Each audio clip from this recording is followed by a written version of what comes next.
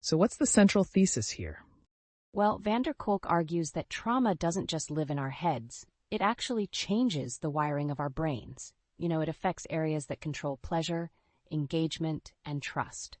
That's wild. So it's not just a psychological issue, but a biological one too. Exactly. And he brings up some staggering stats, like how 1 in 5 Americans has been molested. That's a huge number. And 1 in 4 grew up with alcoholics. Wow, that really puts things into perspective. It's like trauma is this hidden epidemic. And it doesn't end there. He mentions that trauma can be passed down to our partners and children, which is pretty intense. So it's like a toxic inheritance. Yeah, you could say that. It's like the emotional version of the circle of life, but more tragic. Right, and Kolk doesn't just diagnose the problem, he offers solutions too. He suggests innovative treatments like neurofeedback, mindfulness, and yoga. Yes, he talks about how yoga can help trauma survivors reconnect with their bodies. I mean, that's something a lot of us can relate to, feeling disconnected from ourselves. Have you ever tried yoga for stress relief? I tried it once, and let's just say I spent more time in child's pose than anything else. Yeah, I hear you. But seriously, it's interesting how something as simple as breathing and movement can help heal trauma.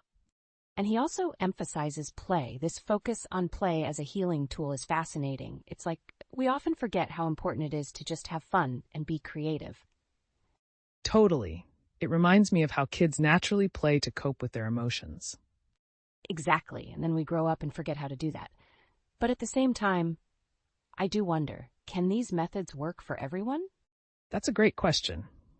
I mean, while yoga and mindfulness are great, they might not resonate with everyone. Right? I sometimes think about people who might feel uncomfortable in those settings. Like, does Kolk address that? Yeah, he does mention that not all therapies are one size fits all. He emphasizes the importance of finding what works for you, which is refreshing.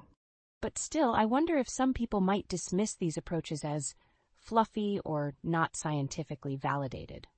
I mean, sure, but I think it's all about the science of the brain, right? If it helps people heal, isn't that what matters? Fair point. I guess at the end of the day, it's about personal experience and finding your own path to healing. Yes. And speaking of healing, let's not forget his emphasis on the importance of community support. That's something we can all relate to. Absolutely. It's a reminder that we're not in this alone.